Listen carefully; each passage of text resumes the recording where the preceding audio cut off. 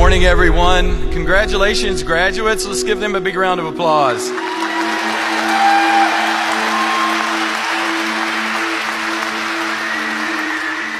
It's my pleasure today to provide an introduction to today's speaker, Ashraf Habibullah. Many students, when they graduate, sometimes they forget the commencement speaker. I don't think that will be the case today. Ashraf is a structural engineer and is president and CEO of Computers and Structures Incorporated, which he founded in 1975. Today, CSI is recognized globally as the pioneering leader in the development of software tools for structural and earthquake engineering. The software is used by thousands of engineering firms in over 160 countries for the design of landmark projects such as the Freedom Tower in New York City, the Burj Khalifa Tower in Dubai, and the Bird's Nest Stadium in Beijing. Today, the skyline of every major modern city in the world is defined by structures that have been designed using Ashraf's software. He has a passion for the arts and social causes. He is co-founder of the critically acclaimed Diablo Ballet and the founder of the Engineers Alliance for the Arts, an organization that involves school children with technology, focusing on the artistic aspects of bridge engineering. He regularly donates his money and time as a speaker to support humanitarian organizations, hospitals, and educational institutions worldwide. Ashraf has donated software to thousands of universities to ensure that the technology necessary to produce seismically sound structures reaches everyone. And Ashraf has also supported our students and labs here at Cal Poly.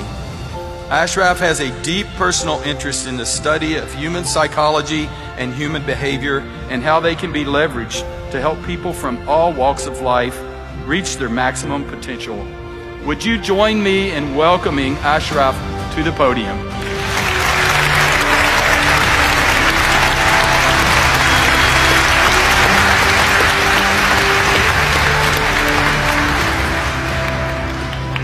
Well, thank you so much. I just didn't know I was that good. I just have to tell you, I love Cal Poly. I mean, I have friends here that are students. I have friends that have graduated from here to become amazing young professionals. And I have friends that graduated literally 40 years ago. And I have so many incredible stories. But those are for another time. Today, this day is about you, to celebrate you. And you know what? The reason I'm so excited to be here is because in the fall of 1969, I was sitting where you are. So that was exactly 50 years ago, you know? So I'm here to celebrate with you guys. And I remember those days. I remember that day vividly like it was yesterday. And you are going to remember this forever. The feeling, the accomplishment, and the relief. You know, the fact that this phase is behind you. You know, I remember all of that. But you know, one thing I really don't remember. Who was my keynote speaker? You know, I really don't remember that. So I want to make sure that that doesn't happen to you. And you know what? They make me wear this thing. They say I need to look respectable. Well, you know, I'm here to celebrate with you guys. Why do I have to look respectable? You know? So I'm going to take this thing off.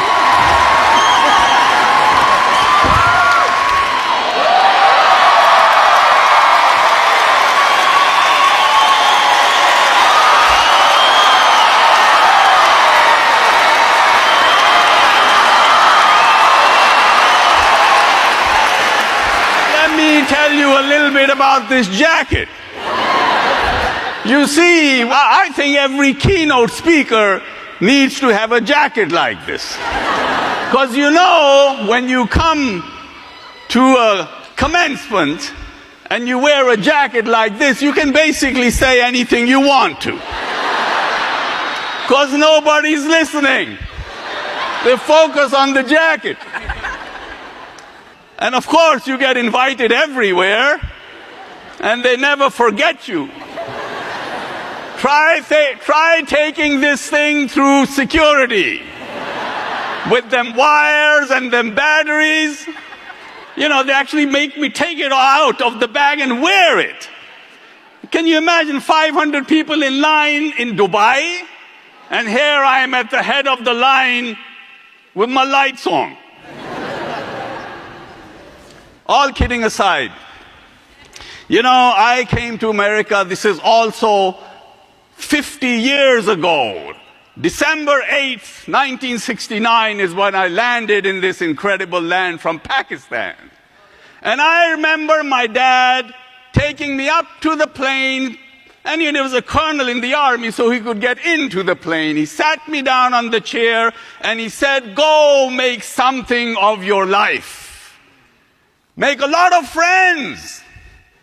They will come in handy." And they did. Over the past 50 years, I have made friends everywhere. And they have done exactly what my father said. They molded my life. So today, I'm here to make new friends. All of you. I want a picture with every one of you.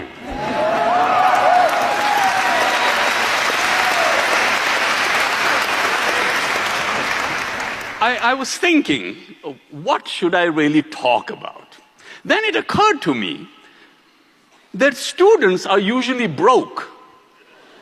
All 4 years they struggle for money. So I thought maybe that's a good topic, because I really want all of you to be rich. So I thought I'd start with that. There's a research report out there which says that only 15% of your financial success is based upon your technical knowledge or basically the stuff you learn in school. You know, you'll make a good living. But if you learn the other 85%, which they say is based upon what they call human engineering, you can raise your income 700%. So I thought maybe today we'd talk a little bit about human engineering, what it is. It's basically your ability to lead people, to create paths for them so they follow you and become better. It's your ability to inspire them, to make them do things that maybe they never did before. And it's your ability to have influence over them so that they will do things for you that you want them to do without you even asking them to do it. How amazing is that?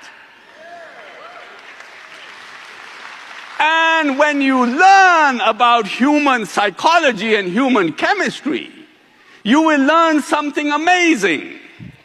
And that is that human beings are created for one and one only solitary reason. Well, there's actually two, but this is one of them. And that is that you are created for making the life of another human being better.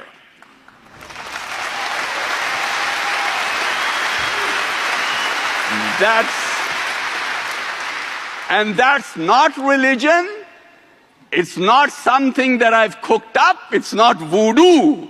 It's part of your human chemistry. That's the way you are built. It's the way your constitution is. That is the reason why when you do something nice for somebody, you actually feel amazing. Nature has created a reward system when you do the things that nature wants you to do, it rewards you with an amazing feeling. Have you ever thought, why would anybody like you? I mean, has it ever occurred to you? I mean, why would you like me? Because of my lighted jacket?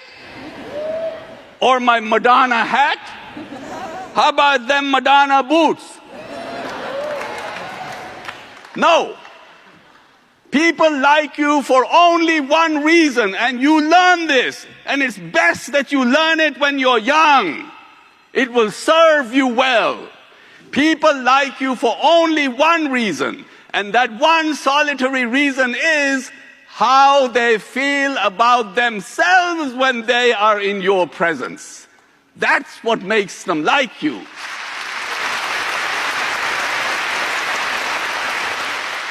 It's called the serotonin factor. If you can make a person feel like a gazillion bucks, they will come back to you again and again and again. When I'm nice to you, you get a serotonin rush. You glow. When I see that, I get a serotonin rush. I glow. And when all of these people around watch that interaction, they get a serotonin rush. Why do you think game shows are so popular? You know, there's a girl jumping up and down, winning a car. She's happy as whatever. And then there's the host, so happy. But what about all these people in TV land by the millions? They're tuned into the television. They ain't getting jack shit. Right? What they're getting are serotonin rushes. That's what they're getting. They're drunk. And marketing people know that. Serotonin is one of the biggest marketing tools available to humanity. But they don't teach you that. That's from me. Why are you here? I mean, you know, you did your coursework. You paid the fees. Right? Why don't they just send you a PDF and say, hey, congratulations, bye-bye. You're here. You're spending all of you people, what are you doing here? You've come for your serotonin fix. You're a bunch of drug addicts. It's true. It's true. I mean, just wait till your graduate walks through here. You'll be so drunk with serotonin, you'll be in tears. You know, human beings are fundamentally created to have human relationships. That's why it feels good to hug somebody. That's why it feels good to come out here and look a person in the eyes. The human connection. It's an oxytocin effect. You know, I developed software for designing buildings and bridges to stand up in earthquakes. For some reason, wherever they speak Spanish, there are earthquakes. Now, maybe it's their amazing people that they are, their warmth, the fact that they know how to celebrate life. Right? The love makes the earth quiver under their feet. I do a lot of seminars on our technology. They show up by the hundreds. Now, I don't speak Spanish, but what do I do? When I go there, this is how I start my seminar. Yo nunca pensé que pudiera querer con esta pasión que me quema la piel. Volar por tu cuerpo es el cielo tocar. Quiero contigo llegar una noche más. Oh!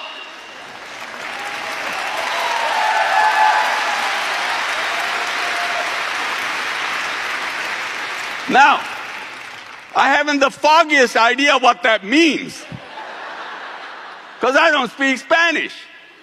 But what does it do to an audience that speaks Spanish? 2,000 of them. It connects you with them.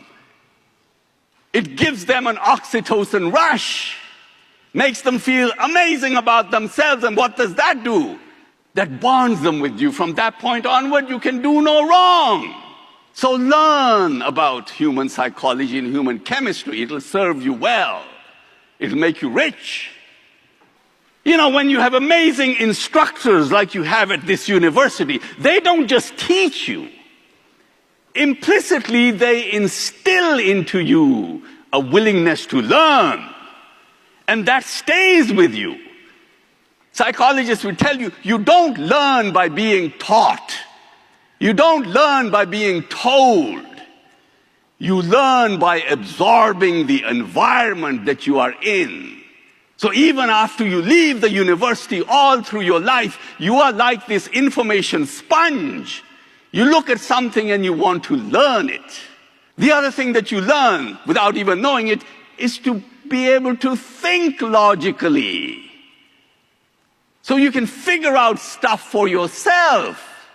You know, one of the greatest things that I learned without even knowing it in college is my friends. Just by being around them, they taught me how to live out of my comfort zone. They made me shameless. Look at this. But it has served me well. So living out of your comfort zone is the most important things that you need to think about, because these are the most amazing times for you to graduate. When I came to Berkeley 50 years ago, I thought I was the most luckiest person because they had just put humanity onto the moon and computers were just getting started. Now I look at the opportunities you have today. And with the background that you've received here, you can step into any field. So try anything. Try everything. You know, the biggest tragedy in life is not death. The biggest tragedy in life is arriving at the end of your life and looking back at all of the opportunities that you missed because you were afraid to step out of your comfort zone and answer the door when opportunity knocked. At that point, you wouldn't have to worry about how you're gonna die, because that thought alone will kill you. Don't let that happen to you. Try everything. Because when you try everything, you will find that passion will find you. I mean, I wanted to be a rock star. I wanted to come to America, put Elvis Presley out of business, and run away with Mary Tyler Moore. When it turned out that that probably was not going to happen, I became a structural engineer. And it's been amazing. When you try everything, eventually passion will find you. And you will end up having such an incredible job that you're willing to do it for free. How amazing is that? There will be no difference between your work and your play. Every person will be looking at you and wondering, is this sucker working or is he playing? You're actually doing both. And at that point, you would have mastered the art of living.